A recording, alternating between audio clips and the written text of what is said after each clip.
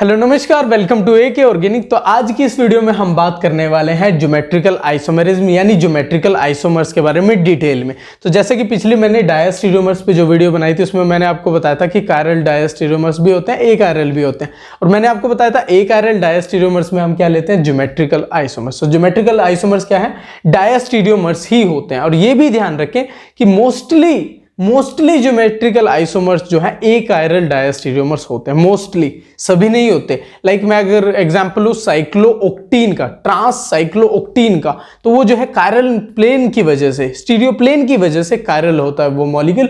So mostly geometrical isomers are achiral diastereomers, ये आपको पता होना चाहिए। तो आज की इस वीडियो में हम क्या करेंगे, ज्योमेट्रिकल आइसोमर्स क्या होते हैं, ज्योमेट्रिकल आइसोमरिज्म किसे बोलते हैं, सिस ट्रांस नोमेनक्लेचर क्या होता है एग्जांपल्स के साथ, ईजेड नोमेनक्लेचर क्या होता है, एग्जांपल्स और प्रॉब्लम्स लेंगे। इसके साथ साथ सिन एंटी नोमेनक्लेचर का हम यूज करते हैं, तो वो कैसे होता है। देखो हमें पता है ज्योमेट्रिकल आइसोमर्स या डायस्टीरियोमर्स क्या होते हैं, कॉन्फिगरेशनल आइसोमर्स होते हैं। और कॉन्फिगरेशनल आइसोमर्स जो है आपस में कैसे कन्वर्ट हो सकते हैं, ये जो है सिग्मा बॉन्ड के अराउंड रोटेशन से इंटरकन्वर्ट नहीं हो सकते। इसके लिए हमें बॉन्ड ब्रेक करनी पड़ेगी और रीमेक करनी पड़ेगी। तो अगर हमें ज्योमेट्रिकल आइसोमर्स को डिफाइन करना हो, हम क्या बोलते हैं, these are those configurational isomers which arises due to restricted rotation of sigma bond, which arises due to restricted rotation of sigma bond। यानी कि अगर सिग्मा बॉन्ड कन्फर्मेशंस की हम जब बात करते हैं, सिग्मा बॉन्ड के अराउंड रोटेशन से एक कन्फर्मेशन जो है दूसरे में कन्वर्ट हो जाती है, ठीक है। कन्फर्मेशनल आइसोमर्स हम उसे बोलते हैं, या कन्फॉर्मर्स या रोटामर्स भी उसे हम बोलते हैं। लेकिन जब हमें बात कर रही थी कॉन्फिगरेशनल आइसोमर्स की, उसमें तो बॉन्ड मेकिंग और बॉन्ड ब्रेकिंग जरूरी है, ठीक है। उसमें हमने ऑप्टिकल की बात की थी और डायस्टीरियोमर्स की बात की थी। ऑप्टिकल पे मैंने वीडियो बना दिया, आपको समझा दिया अच्छे से। डायस्टीरियोमर्स में मैंने बता दिया, पिछली वीडियो डायस्टीरियोमर्स पे थी, उसमें जो मैंने बोला था कायरल डायस्टीरियोमर्स के मैंने एग्जांपल दिया था। एक आयरल में हम ज्योमेट्रिकल की अब बात कर रहे हैं। अब देखो मैंने बोला it arises due to restricted rotation of sigma bond. हमारे पास कोई भी सिग्मा बॉन्ड हो, सीसी की हो सकती है, सीएन की हो सकती है, किसी की भी कोई भी सिग्मा बॉन्ड है, उसके अराउंड रिस्ट्रिक्टेड रोटेशन होने से, यानी इसकी रोटेशन को रिस्ट्रिक्ट करना है, उससे जो आइसोमेरिज्म हमारे पास आएगी उसे हम बोलते हैं ज्योमेट्रिकल आइसोमर्स। और जो आइसोमर्स हमारे पास आएंगे ज्योमेट्रिकल आइसोमर्स, उन्हें हम बोलते हैं। ये कार्बन कार्बन सिंगल बॉन्ड की रोटेशन कैसे जो हम रिस्ट्रिक्ट कर सकते हैं, मल्टीपल बॉन्ड लगा के, पहला वे। मल्टीपल बॉन्ड में डबल बॉन्ड और क्या आता है, ट्रिपल बॉन्ड आता है, तो ऐसे रिस्ट्रिक्ट कर सकते हैं। उसके बाद एक रिंग बना के भी जो है हम इसको रिस्ट्रिक्ट कर सकते हैं, राइट। हमारे पास क्या ऑप्शन है, एक ऑप्शन है मल्टीपल बॉन्ड का और दूसरा है रिंग। बस ये ही केस जो है हमें इन नोमेनक्लेचर जो है कैसे इनको डेजिग्नेट हम यहां पर इन सिचुएशंस पे करते हैं, उसी को हमें इसकी वीडियो में करना है, ठीक है, इस वीडियो में। तो अभी देखो जो यहां पर मान लिया मैं और ग्रुप लगा देता हूं, like A B C and D, ठीक है जी। यहां हो गया एक, तो ये अच्छे से लिख देता हूं मैं, सी एंड डी, ठीक है। एक केस मैंने क्या बोला, ट्रिपल बॉन्ड का ले लेते हैं, तो ट्रिपल बॉन्ड पे लगाओ ए बी, ठीक है। यहां पर भी जो है आप, अब मैं रिंग ही बना देता हूं इसे कंप्लीट, ये जो है मैंने रिंग बना दी, ठीक है। यहां पर बॉन्ड लगा दो, दो बॉन्ड यहां, दो बॉन्ड यहां, लाइक ए बी, कुछ भी सब्स्टिट्यूएंट लगा के हमने जो कार्बन की वैलेंसी सेटिस्फाई कर दी। यहां पर दो हाइड्रोजन तो है ही। तो पहला केस डबल बॉन्ड का है, ये जो है सब्स्टिट्यूएंट लगा दिए। ट्रिपल बॉन्ड में जो है दो ही लगेंगे और इसमें ये लगा दिया। अब हमें पता है कॉन्फिगरेशनल आइसोमर्स में हम क्या पढ़ते हैं, स्टीरियो आइसोमर्स में हम क्या पढ़ते हैं, रिलेटिव अरेंजमेंट ऑफ एटम्स देखते हैं, ठीक है। अब यहां देखो एक कार्बन के पास एक ही सब्स्टिट्यूएंट है और इसके पास भी एक ही सब्स्टिट्यूएंट है, यानी ये तो लीनियर है। तो इसमें रिलेटिव अरेंजमेंट में क्या देखूं, एक ये इस साइड है, एक दूसरी साइड है, ठीक है। तो इसमें रिलेटिव अरेंजमेंट की हम बात कर ही नहीं सकते, इसलिए जो है सिर्फ हम दो केस जो है ज्योमेट्रिकल आइसोमेरिज्म में कंसीडर करते हैं। एक होता है डबल बॉन्ड के अराउंड ज्योमेट्रिकल आइसोमर्स, और एक जो है रिंग फॉर्मेशन से जो हमारे पास ज्योमेट्रिकल आइसोमर्स आते हैं। यहां से जो हमारे पास ज्योमेट्रिकल आइसोमर्स आते हैं उसे हम बोलते हैं पाई डाया स्टीरियोमर्स फिनोमिना, पाई डाया स्टीरियोमेरिज्म, ठीक है। ये सिग्मा डायस्टीरियोमर्स या फिनोमेना को क्या बोलेंगे, सिग्मा डायस्टीरियोमेरिज्म, ठीक है जी। तो वन बाय वन बात करते हैं कि डबल बॉन्ड के केस में कैसे हम सिस ट्रांस इजेड या सिन एंटी की बात करते हैं, देन जो है हम रिंग के केस में कैसे जो है सिस ट्रांस की हम बात करते हैं। तो चलिए अब बात करते हैं कि इसकी ज्योमेट्रिकल आइसोमेरिज्म के लिए कौन सी नेसेसरी एंड सफिशिएंट कंडीशंस हैं, ठीक है, कब ज्योमेट्रिकल आइसोमर्स हम उन्हें बोलेंगे। तो सर ये वाला जो है डबल बॉन्ड का केस पहले हम ले रहे हैं, फिर रिंग का केस लेंगे। डबल बॉन्ड के केस में जो भी सब्स्टिट्यूएंट अटैच है, लाइक इससे ए बी डी ई या फिर यहां भी ए बी अटैच है, ठीक है। सो ज्योमेट्रिकल आइसोमेरिज्म के लिए जो कार्बन एटम से दो सब्स्टिट्यूएंट अटैच है ना, उनका डिफरेंट होना बहुत जरूरी है, यानी this A and B should be और मस्ट बी डिफरेंट, ये अलग अलग होने चाहिए, ये सेम नहीं होने चाहिए। यहां मैं ए नहीं लिख सकता, उसमें जो है सिस ट्रांस आइसोमर्स जो है वो आइसोमेरिज्म जो है लॉस्ट हो जाती है, ठीक है। उस टर्म में हम ज्योमेट्रिकल आइसोमेरिज्म की बात नहीं करते। तो इसलिए ज्योमेट्रिकल आइसोमेरिज्म के लिए यहां पर दोनों डिफरेंट सब्स्टिट्यूएंट का होना जरूरी है। यहां हाइड्रोजन है तो यहां हाइड्रोजन नहीं हो सकता, यहां कोई और एटम या ग्रुप ऑफ एटम होगा, ठीक है जी। तो यहां पर देखो इस कार्बन के साथ दो डिफरेंट सब्स्टिट्यूएंट होने चाहिए, इस कार्बन के साथ चाहे ए भी अटैच हो, ये वाले ग्रुप से अटैच हो, लेकिन दे मस्ट बी डिफरेंट, यानी ए और बी अलग अलग होने चाहिए। सेम कंडीशन यहां अगर डी ई अटैच है इससे, so D and E must be different, दोनों जो है अलग अलग होने चाहिए, दोनों अलग अलग एटम या ग्रुप ऑफ एटम्स होने चाहिए, ठीक है। सो यहां पर जो है हम सबसे पहले बात करते हैं सिस ट्रांस आइसोमर्स की। जैसे हमारे पास डबल बॉन्ड के अराउंड क्या क्या पॉसिबल है, सिस ट्रांस पॉसिबल है, उसके बाद ई एंड जेड पॉसिबल है, एंड सिन एंटी की बात हम डबल बॉन्ड के अराउंड करते हैं, ठीक है जी। तो चलिए इसमें देखते हैं सिस ट्रांस कैसे पॉसिबल है। सिस ट्रांस पॉसिबल है जब डबल बॉन्ड में जो कार्बन एटम है ना वो मोनो डाई सब्स्टिट्यूटेड हो, वो क्या हो, डाई सब्स्टिट्यूटेड हो। अब यहां पर देखो ये कार्बन एटम और ये कार्बन एटम किस किस से अटैच है, यानी एक कार्बन एटम ए से अटैच है, एक कार्बन एटम बी से अटैच है, यानी carbon atom A and B से अटैच है, ठीक है। कार्बन एटम्स जो है ए एंड बी से अटैच है, यानी ये डाई सब्स्टिट्यूटेड है। कोई भी एंड सी कोई आ जाता, मान लिया यहां सी लिख देते मैं, ठीक है, तो यहां पर ट्राई सब्स्टिट्यूटेड हो गया। एक बी को रिप्लेस करके डी लिख दूं, ये टेट्रा सब्स्टिट्यूटेड हो गया। तो ध्यान रखो मैं बोल रहा हूं डाई सब्स्टिट्यूटेड है, यानी ए से अटैच है और बस बी से अटैच है। सो डाई सब्स्टिट्यूटेड के केस में हमारे पास क्या आएगा, सिस ट्रांस की बात हम करते हैं, ठीक है, कि वो आइसोमर सिस है या ट्रांस है। अब सिस कब बोलते हैं, ट्रांस कब बोलते हैं आइसोमर को, जब डबल बॉन्ड के एक साइड सेम ग्रुप आ जाए, लाइक ए सेम ग्रुप आ गए, सो इस आइसोमर को हम बोल देंगे सिस। और अगर सेम ग्रुप डबल बॉन्ड के ऑपोजिट साइड हो, ठीक है, उस केस में हम उसे बोल देंगे ट्रांस। ये क्या है, सिस है। अगर मैं यहां पर बी यहां लिख दूं, ए यहां लिख दूं, सो बी बी उल्टी साइड हो गई और ए उल्टी साइड हो गई, डबल बॉन्ड के एक साइड ए और दूसरी साइड नीचे साइड ए, सो इसमें हम इसे बोलते हैं ट्रांस आइसोमर। क्या बोलते हैं, ट्रांस आइसोमर। इसके एग्जांपल देखो, जैसे मैलिक एसिड होता है, C double bond C, COOH, यहां पर अटैच है H एंड COOH। सो ये मैलिक एसिड है, क्या है ये, मैलिक एसिड। तो इसकी ये कौन सी फॉर्म है, सिस फॉर्म है, सिस आइसोमर है ये, ठीक है। अब अगर इसके ट्रांस आइसोमर की बात करें तो उसे हम क्या बोलते हैं, इसके ट्रांस आइसोमर को हम बोलते हैं फ्यूमरिक एसिड, ठीक है। क्या बोलते हैं, फ्यूमरिक एसिड। उसकी स्ट्रक्चर क्या होगी, वो सिर्फ इसका ट्रांस है, इसका ट्रांस बना दो, C डबल बॉन्ड H, यानी अपोजिट साइड चले जाएंगे, सिमिलर ग्रुप्स, सेम ग्रुप्स ना। तो यहां पर देखो कि यहां पर क्या आएगा, H, ठीक है जी। हमने क्या किया, पहले carboxylic acid group, carboxylic acid group दोनों सेम साइड थे, डबल बॉन्ड के सेम साइड थे, HH सेम साइड थे, तो ये क्या है, सिस आइसोमर है।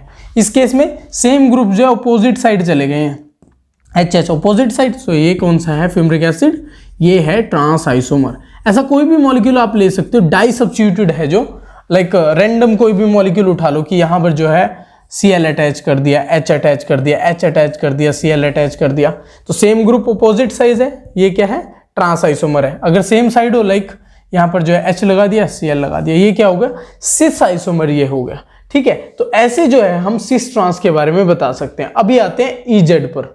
तो EZ का केस कब अराइज होता है, EZ का केस अराइज होता है जब भी हमारे पास जो डबल बॉन्ड है ना वो ट्राई सब्स्टिट्यूटेड हो, ट्राई सब्स्टिट्यूटेड या फिर टेट्रा सब्स्टिट्यूटेड, सब्स्टिट्यूटेड या फिर टेट्रा सब्स्टिट्यूटेड हो, टेट्रा सब्स्टिट्यूटेड, कैसे होगी डबल बॉन्ड, ये ट्राई सब्स्टिट्यूटेड या टेट्रा।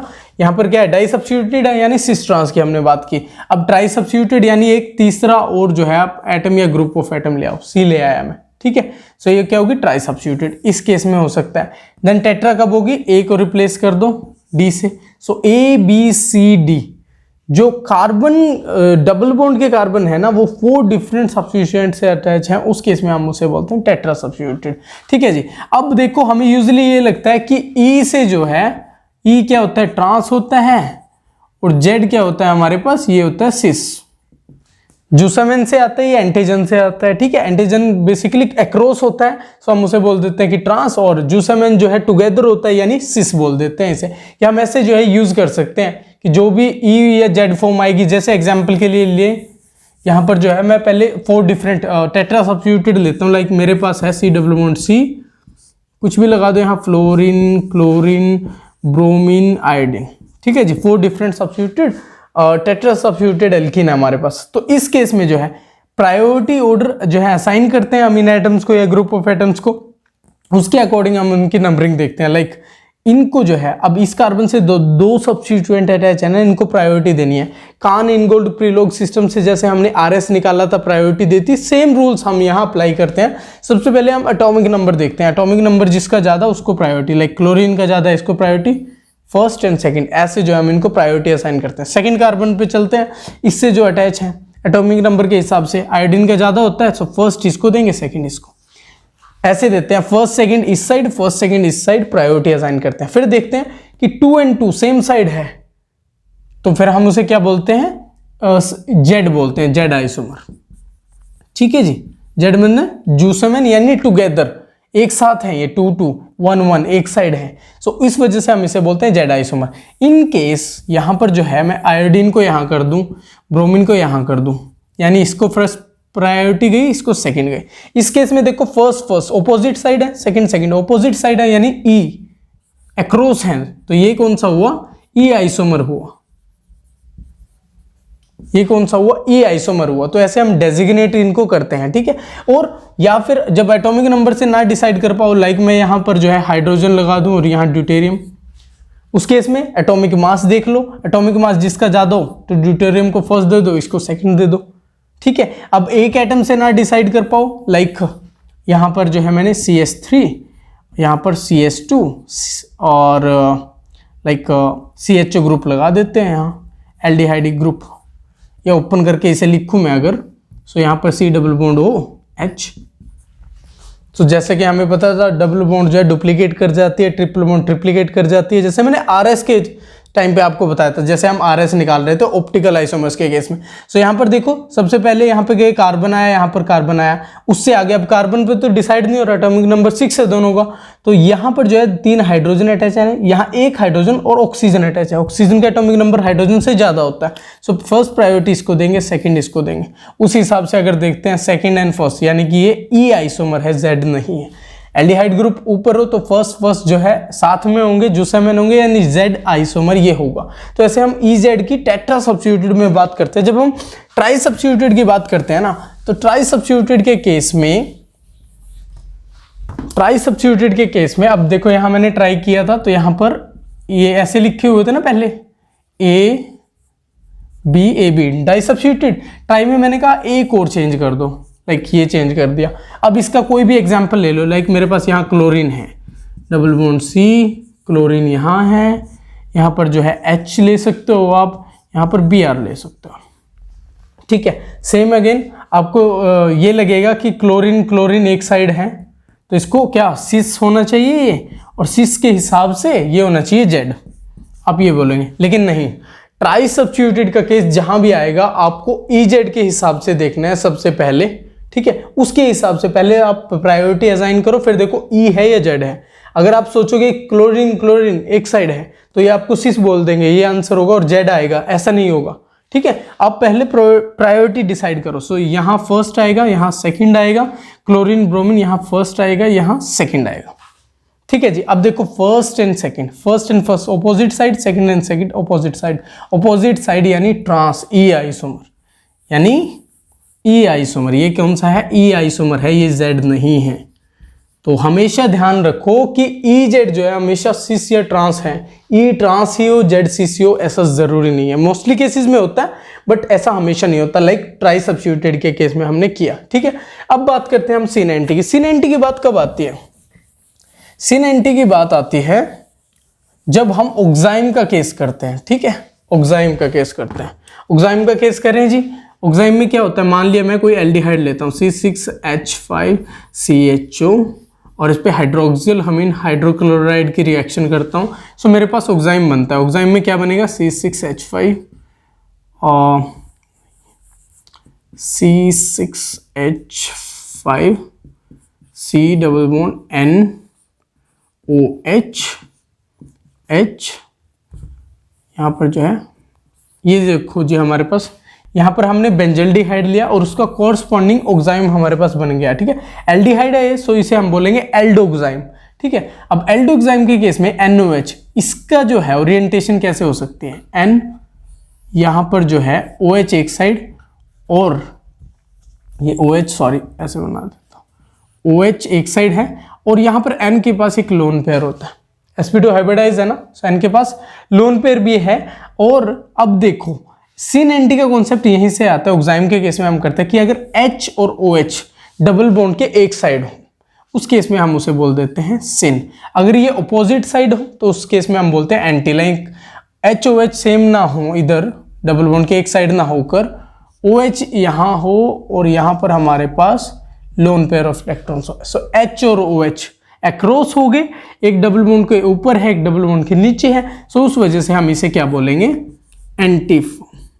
ठीक है, एंटी से हम इसे डेजिग्नेट करेंगे। सो ये तो था एल्डिहाइड के केस में। एल्डोक्साइम के केस में हमारे पास सिन और एंटी का केस हम करते हैं।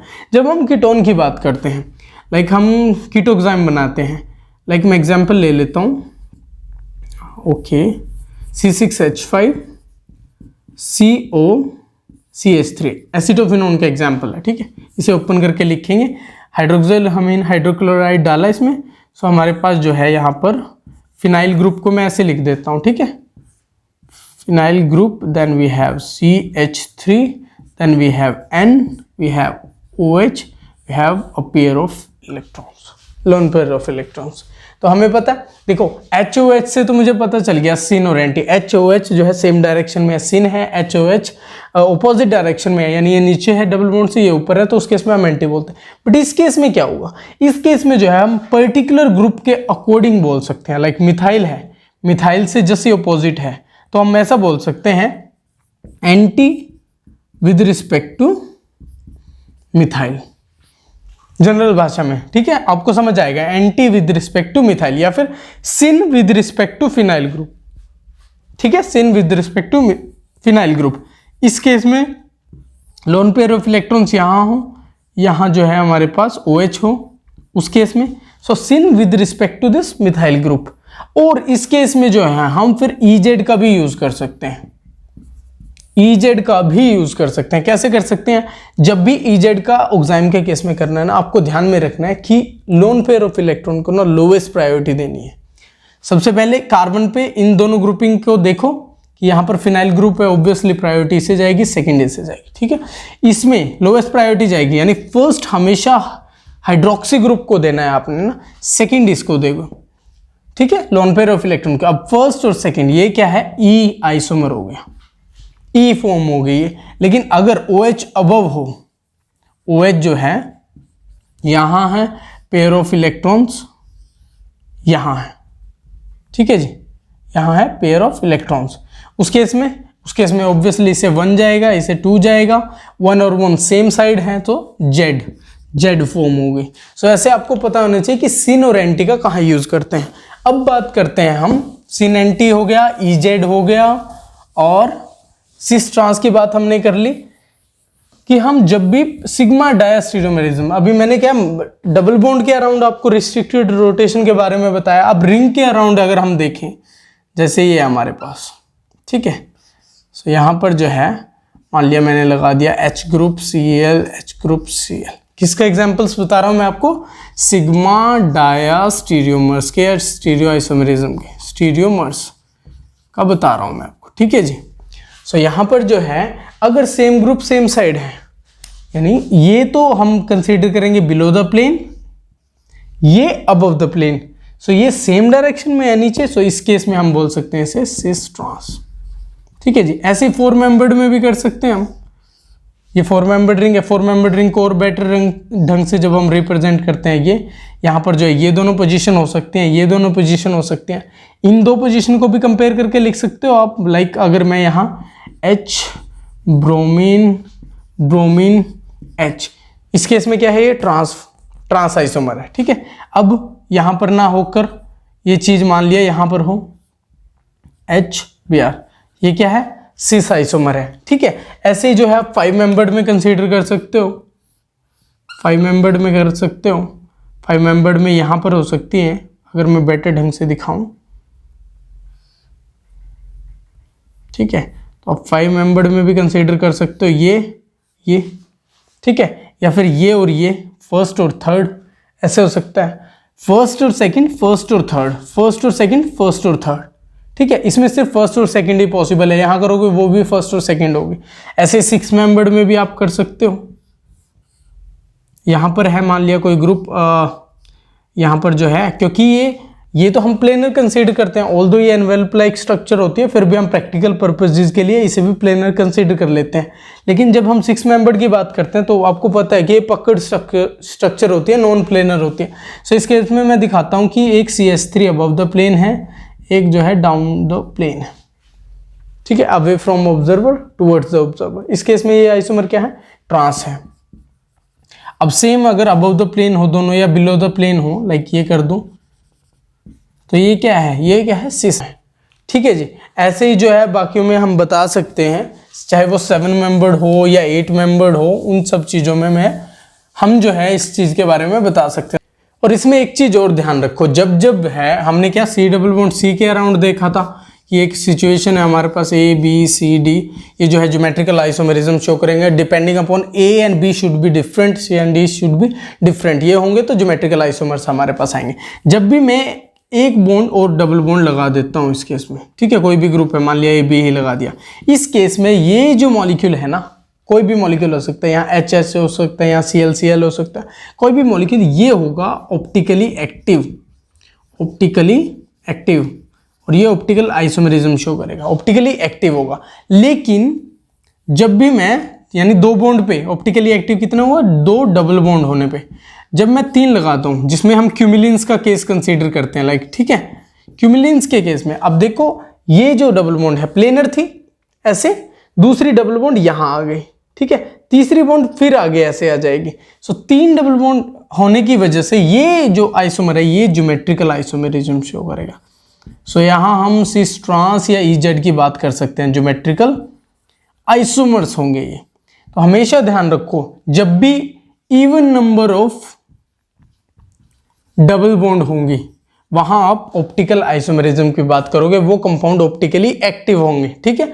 और जिन कंपाउंड्स में, यानी क्यूमिलिन्स पे ही आ जाते हैं हम, 3 डबल बॉन्ड हुई या 3 से ज्यादा डबल बॉन्ड हुई, हम उसे क्यूमिलिन्स बोलते हैं। सो क्यूमिलिन्स के केस में जिसमें odd number of double bond हो, odd number of double bond, ठीक है, 1 भी हो सकती है, 3 भी हो सकती है, 5 भी हो सकती है, 7 भी, उस केस में हम ज्योमेट्रिकल आइसोमर्स की बात करते हैं, ज्योमेट्रिकल आइसोमेरिज्म की बात करते हैं। सो आज हमने किसके बारे में पढ़ा, ज्योमेट्रिकल आइसोमेरिज्म के बारे में, जो कि डायस्टेरियोमर्स ही होते हैं, और ये जो है मोस्टली एकायरल होते हैं। हमने ज्योमेट्रिकल आइसोमर्स को कैसे हम जो रिप्रेजेंट करते हैं और कैसे उन्हें डेजिग्नेट करते हैं, बाय सिस ट्रांस और सिन NT या फिर EZ से कैसे प्रायोरिटी वाइज हम चीजें करते हैं। So this is all about today, this is all about geometrical isomerism.